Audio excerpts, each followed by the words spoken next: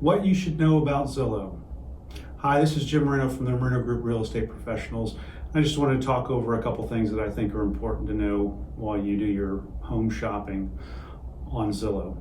The first one is that Zillow is great for window shopping. That's a great place where you can go and you can look at a lot of houses, you can see different styles and interiors, you can get an overview of various cities and neighborhoods.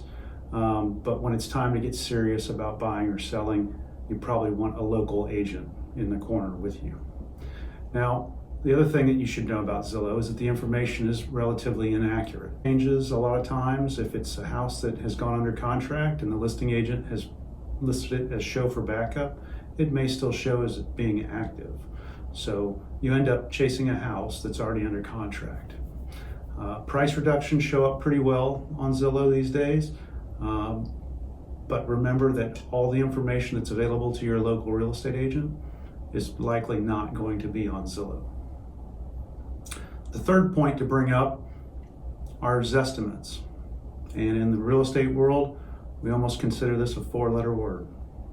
So the values that are determined for Zestimates are merely a computer analysis.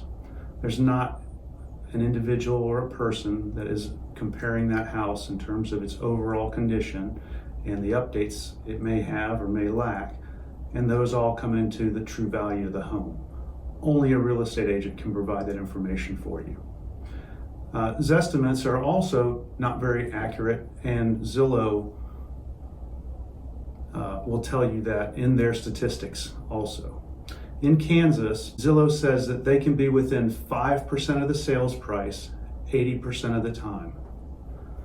In Missouri, they say they're within 5% of the sales price 77% of the time. So if you know anything about statistics, you know, it sounds kind of decent, 80%'s a B. However, if you factor in actual values to this, it's quite an amazing swing. So 5% on a $300,000 house is $15,000. So Zillow pats itself on the back if that house sells at $285 or it sells at $315. They're still within 5% of the value of the home. That's a 30% price range where Zillow considers itself doing its customers a favor. A real estate agent can definitely get you closer to than that amount. The other thing to know about Zillow is clicking buttons for getting in contact with agents or for tours. Now, Zillow is never going to connect you directly with the listing agent. Listing agent is representing the sellers. What Zillow is doing is Zillow is going to connect you with a buyer's agent that could represent you.